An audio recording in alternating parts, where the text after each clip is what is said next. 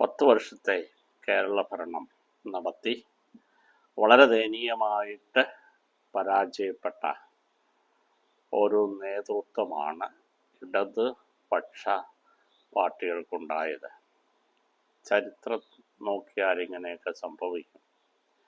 ജനങ്ങൾ മടുക്കുമ്പോൾ ജനങ്ങൾക്ക് അവകാശമുള്ളതുകൊണ്ട് അവരെ അടിച്ച് ഒതുക്കാൻ പറ്റാതെ വരുന്നത് കൊണ്ട് തീർച്ചയായിട്ടും ഇങ്ങനെയുള്ള ജനകീയ മുന്നേറ്റങ്ങൾ ഉണ്ടാകും. അങ്ങനെയുള്ള ഒരവസ്ഥയിലൂടെയാണ് ആ പാർട്ടിയും പാർട്ടി നേതൃത്വം കൊടുക്കുന്ന രാഷ്ട്രീയ പക്ഷവും മുമ്പോട്ട് പോവുക. 35 സീറ്റുകളുടെ ഏറ്റവും കുറഞ്ഞ, ചരിത്രത്തിലെ തന്നെ ഏറ്റവും കുറഞ്ഞ അവസ്ഥയിലേക്ക് ഒരു പാർട്ടിയും പാർട്ടി നേതൃത്വം കൊടുത്ത മുന്നണിയും അധപതിച്ചു. അല്ലെങ്കിൽ കൊച്ചായി കുറച്ച് ആയിപ്പോയി, ചെറുതായിപ്പോയി എന്നുള്ളത് അവരെ വേദനിപ്പിക്കുന്നുണ്ടാവും ന്യായമായിട്ടും. അതവിടെ നിൽക്കട്ടെ. 2 ദിവസം മുമ്പ് UDF അധികാരത്തിലേക്കേറി. അവരുടെ അധികാരം എങ്ങനെയായിരിക്കും, ധാർഷ്ട്യമോ ധിക്കാരപരമോ ആകുമോ എന്ന് ജനം നോക്കുകയാണ്. അപ്പം ജനത്തിൻ്റെ മനസ്സറിഞ്ഞ് ഭരിക്കുന്നിടത്താണ് വാസ്തവത്തിൽ ഒരു സമൂഹ നിർമ്മിതി നടക്കുക. രാഷ്ട്രീയം എന്ന് പറഞ്ഞെന്നാൽ ചപ്പടാച്ചി അടിച്ച് സ്വന്തം വയറ് വീർപ്പിക്കുക, സ്വന്തപ്പെട്ടവർക്ക് ആഡംബരം ഉണ്ടാക്കി കൊടുക്കുകയല്ല, പിന്നെയോ രാഷ്ട്ര നിർമ്മാണമാണ്. രാഷ്ട്ര നിർമ്മാണം എന്ന് പറയുന്നത് നമുക്കറിയാം, ജനതകളുടെ വളർച്ചയാണ്. ഒരു രാഷ്ട്രത്തിലെ അല്ലെ നമ്മുടെ അവസ്ഥയിൽ ഒരു സംസ്ഥാനത്തെ ജനങ്ങൾ എല്ലാ വിധത്തിലും സുഭിക്ഷതയിൽ കഴിയുന്നതിന് പ്രാപ്തരാക്കുക. എംപവറിങ് ദ പബ്ലിക്, അവരെ ശക്തിപ്പെടുത്തുന്നതാണ് രാഷ്ട്രീയം, രാഷ്ട്ര നിർമ്മിതി. അതിനു പകരം പാർട്ടി വളർത്തുക, പാർട്ടിയെ വളർത്തലും മാറ്റി സ്വന്തം തട്ടകം വളർത്തുക, അല്ലെങ്കിൽ സ്വന്തം കുടുംബം വളർത്തുക.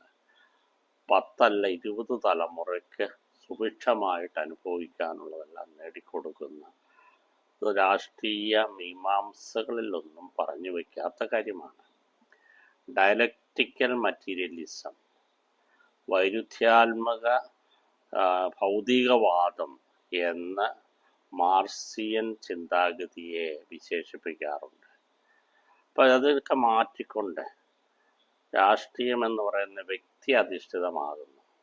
ഇടത് ചിന്തകളെ വ്യക്തിപൂജകളായിട്ട് അധപ്പതിച്ചതിൻ്റെ ഫലമാണ് ഈ അധപതനമെന്ന് പാർട്ടിയുടെ എല്ലാ ജില്ലാ ഘടകങ്ങളിലും ഇഷ്ടം പോലെ കുറ്റപ്പെടുത്തലുകൾ പാർട്ടിയെ നയിച്ചവർക്ക് കിട്ടുന്നുണ്ട്, ഇടതുമുന്നണിയെ നയിച്ചവർക്കൊക്കെ കിട്ടുന്നുണ്ട്.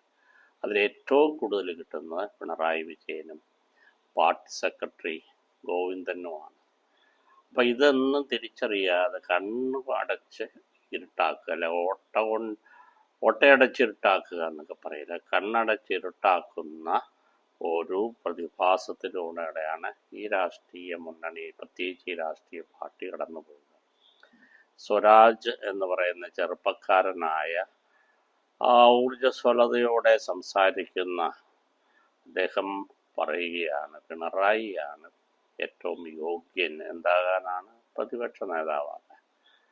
അതൊരു ചെറുപ്പക്കാരൻ്റെ വായിൽ നിന്ന് വരും. 10 കൊല്ലം ഭരിച്ച് 81 വയസ്സ് പൂർത്തിയാക്കി എഴുന്നേറ്റ് നടക്കാൻ പോലും മറ്റുള്ളവരുടെ സപ്പോർട്ട് വേണ്ടത്, അല്ലെ, ബോഡി ലാംഗ്വേജ്, അല്ലെ, ശരീരഭാഷ അവശനായ ഒരു പിണറായിയാണ് നമ്മുടെ മുമ്പിലേക്ക് അവതരിപ്പിക്കുക. വാ തുറക്കുമ്പോഴൊക്കെ ചിലപ്പോൾ ചില നികൃഷ്ടമായ ഭാഷാപ്രയോഗങ്ങളൊക്കെ വരുന്നു. അത് ഉള്ളിലുള്ള തേട്ടി വരുന്നേ ഉള്ളൂ, അല്ലേ. അപ്പം അത് മനസ്സിലാക്കാതെ ഇങ്ങനെ ഒരു പാർട്ടി വ്യക്തിപൂജയുടെ പുറകെ പോയി അവർ ഇല്ലാതെയായിത്തീരുന്നു. പിണറായിസം എന്ന മൊത്തത്തിൽ ഇന്ന് വിളിക്കപ്പെടുന്ന മാർക്സിസ്റ്റ് കമ്മ്യൂണിസ്റ്റ് പാർട്ടിയുടെ ഇസം ഒരു വ്യക്തിപൂജയായിട്ട് മാറിയിരിക്കുന്നു. അപ്പം എനിക്ക് തോന്നാറുണ്ട്, പിന്നെ അവരൊരു പിണറായിയെ ചിരഞ്ജീവിയായിട്ട് കണ്ടുകൊണ്ട് ഒരമ്പലമൊക്കെ ഉണ്ടാക്കി കൊടുക്കുക. അവിടുത്തെ പ്രതിഷ്ഠയായിട്ട് പിണറായിയെ മാറ്റുക. പ്രതിപക്ഷ നേതാവുമാക്കി ഇനിയും ഒരു 5 കൊല്ലം കൊണ്ട് സുഖസുഷുപ്തിയിൽ കഴിയാൻ വേണ്ടിയിട്ടുള്ള അവസരം പാർട്ടി ഉണ്ടാക്കി കൊടുക്കുകയാണ്. പേടി കൊണ്ടായിരിക്കാം ആരും വേണ്ടാതെ. അല്ല, ഇങ്ങനെ അധപ്പതിച്ചു പോകുന്ന ഒരു പാർട്ടി എവിടെ നിന്ന് ഉയർത്തെഴുന്നേക്കും? മീഡിയയിൽ കണ്ടു, ടി വിയിലൊക്കെ കണ്ടു, പൂർവാധികം ശക്തിയോടെ പാർട്ടിയും LDFും മുമ്പ് വളരുമല്ല മുന്നോട്ട് വരും എന്ന് പറയുക. പറയുന്നവന് എന്തെങ്കിലും ഊർജ്ജസ്വലതയുണ്ടോ? വാക്കൊഴികെ ശരീരഭാഷയിലെ, നടപ്പിലെ, എടുപ്പിലെ, വിശ്വാസ സംഹിതകളിലൊക്കെ ശക്തിയുണ്ടോ എന്ന് ആരായുന്നത് നല്ലതാണ്. ഒരു പാർട്ടി, ഇടത് പാർട്ടി എപ്പോഴും നല്ലതാണ്. ഇപ്പം എനിക്ക് രാഷ്ട്രീയമായിട്ട് പ്രത്യേകിച്ച് കാഴ്ചപ്പാടുണ്ടെങ്കിലും ഒരു പാർട്ടിയുടെയും വക്താവല്ല. ഒരു പാർട്ടിയെയും വിലയിരുത്താതെ ചെയ്യുന്ന കാര്യങ്ങൾ നോക്കാതെ വിധിക്കാറില്ല. അപ്പം ഞാൻ പറയുന്നത് എന്താണെന്ന് ചോദിച്ചെന്നാൽ, നമ്മൾ നോക്കിക്കഴിയുമ്പോൾ ഒരു പാർട്ടി എങ്ങനെ അധപ്പതിച്ചു പോകുന്നു, അത് നശിക്കാതെ ഇരിക്കാനായിട്ട് നാട് മുടിച്ചു എന്ന് മീഡിയയും മറ്റുള്ളവരുമൊക്കെ പറയുന്നുണ്ട്. പിണറായിയുടെ 10 വർഷത്തെ ഭരണത്തെ പാർട്ടിയെ മുടിച്ചു എന്നുള്ള തിരിച്ചറിവ് പാർട്ടിക്കാർക്ക് ആർക്കെങ്കിലും ഉണ്ടാകാൻ ഉള്ളവർക്ക് പാർട്ടിക്ക് പുറത്തേക്ക് പോവുകയാണ് അല്ലേ. ബോധമുള്ളവർ ഒക്കെ പാർട്ടിക്ക് പുറത്തേക്ക് പോയി. ഇനി ബോധമുള്ളവൻ തീക്കൊള്ളിയായിട്ട് പുറപ്പുറത്ത് കയറിയിരിക്കുന്നു എന്ന് പറഞ്ഞ പോലെ ആയിപ്പോയി.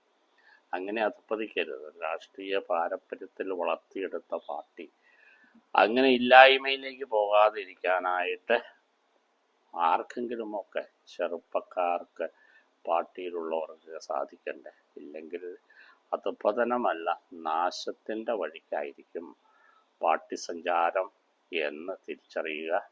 അതിനുള്ള വിവേകം ആർക്കെങ്കിലുമൊക്കെ പാർട്ടിയിലുണ്ടാകട്ടെ എന്ന് ആശംസിക്കാനേ സാധിക്കും.